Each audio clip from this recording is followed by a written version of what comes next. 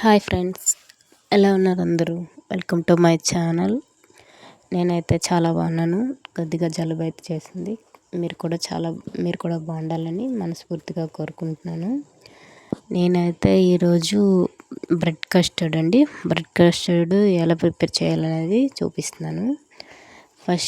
ముందుగా అయితే ప్యాన్ పెట్టుకొని ప్యాన్ మీద అయితే నెయ్యి అయితే వేసుకున్నాను.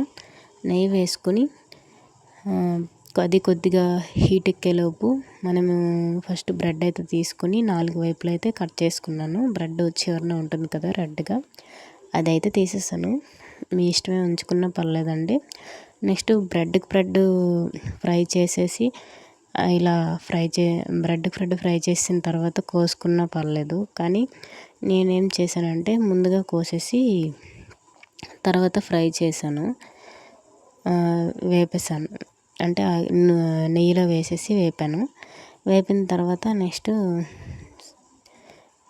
నెయ్యి ప్యాన్ మీద వేసి ఫ్రై అయితే చేశాను. 2 వైపులా అయితే కాల్చుకున్నాను. నేనైతే ఇది చూడండి, నేను ఒక్కొక్కటిగా వేసుకుంటున్నాను.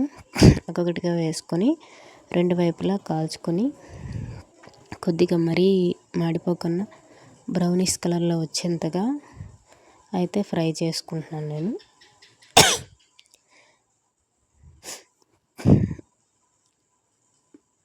అంటే అన్నీ ఒక్కొక్కటిగా తిరిగేసుకోవాలండి. కొంచెం టైం పడుతుంది. ఈ టైం టేకింగ్ వద్దు అనేస్తేనే మీకేం చెప్తున్నానంటే బ్రెడ్ ఫ్రై చేసేయండి. ఫ్రై చేసిన తర్వాత చిన్న పీసెస్గా కట్ చేసుకోండి. అలా అయితే వేరం అవుతుంది. ఇలా చిన్న పీసులు కట్ చేసేసి ఫ్రై చేయాలంటే చాలా టైం టేకింగ్ అవుతుందండి. ఇది అలాగా ఒక్కొక్కటి తిరగేయాలంటే కష్టం అవుతుంది. అందుకే ఆయిల్ పోసేసి ఒక్కొక్క బ్రెడ్ పీస్ మట్టుగా ఫ్రై చేసేసి నెయ్యి పోసేసి ఒక్కొక్క బ్రెడ్ కట్ చేసేసి ఫ్రై చేసుకోండి. ఫ్రై చేసుకున్న తర్వాత చిన్న ముక్కలుగా కట్ చేసుకొని ఒక పక్కన పెట్టుకుంటే సరిపోతుంది. నేను గిన్నెలో అయితే ఒక 1/2 లీటర్ పాలు అయితే తీసుకున్నాను.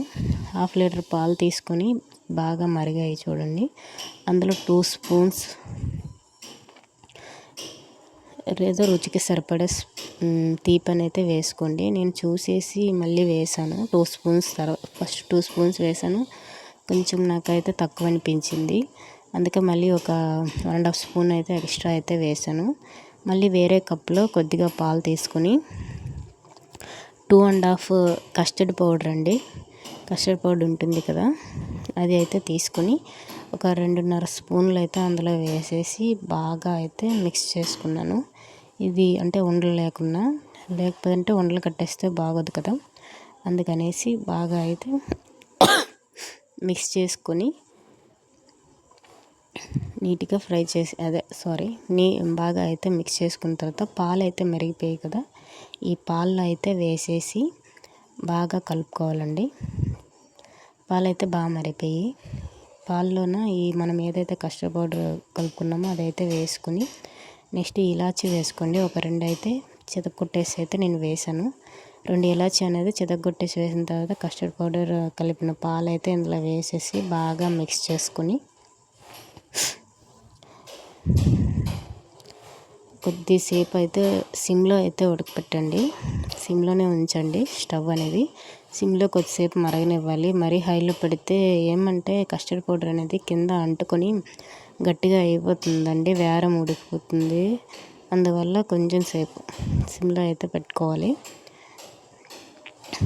సిమ్లో ఒక 5 or 10 మినిట్స్ సిమ్లో పెట్టుకొని మరిగించుకోండి. మరిగించిన తర్వాత నేను ఏదైతే బ్రెడ్ అయితే ఫ్రై చేసుకున్నాను కదా, ఆ ఫ్రై చేసుకునేవైతే ఒక గిన్నెలో అయితే పేర్చుకుంటున్నాను. నేను పేర్చుకుని ఆ కస్టర్డ్ అనేది అందులో వేద్దాము అనేసి ఇదిగోండి ఇలా ఒక్కొక్కటిగా అమరుస్తున్నాను.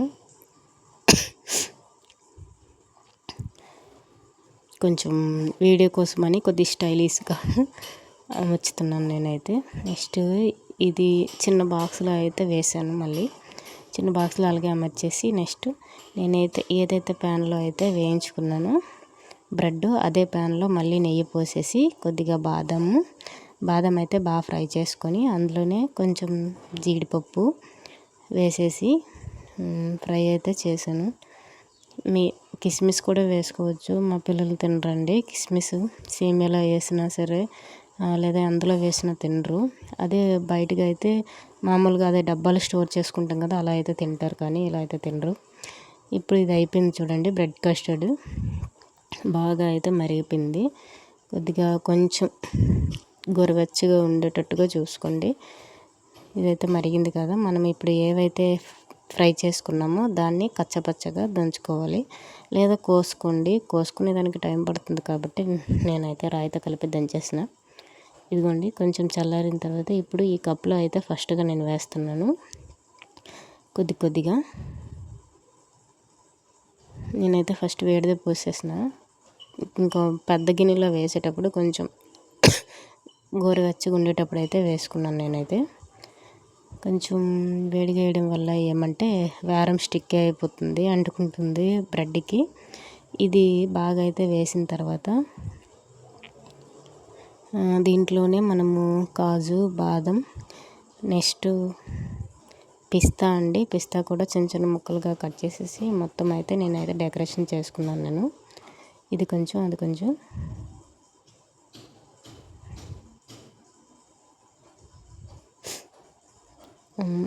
బాదం, పిస్తా ఇవన్నీ కలిపి నేను డెకరేషన్ చేసుకున్నాను కదా.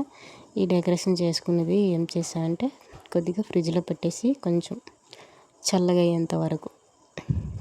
కానీ పిస్తా అండి, ఇది ఫ్రిడ్జ్లో తీసేసి తింటాం కదా, మనం తినేటప్పుడు ఒక్కొక్క స్పూన్ తినేటప్పుడు పిస్తా, కాజు, బాదం తగిలినప్పుడు ఆ ఫ్లేవర్ బాగుంటుందండి చాలా తినేటప్పుడు. నేను ఫస్ట్ టైమే చేయడం, కానీ మా పిల్లలు అయితే బాగా తిన్నారు.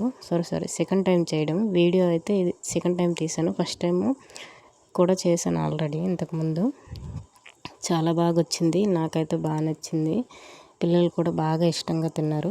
ఇది అండి నా వీడియో బ్రెడ్ కస్టర్డ్.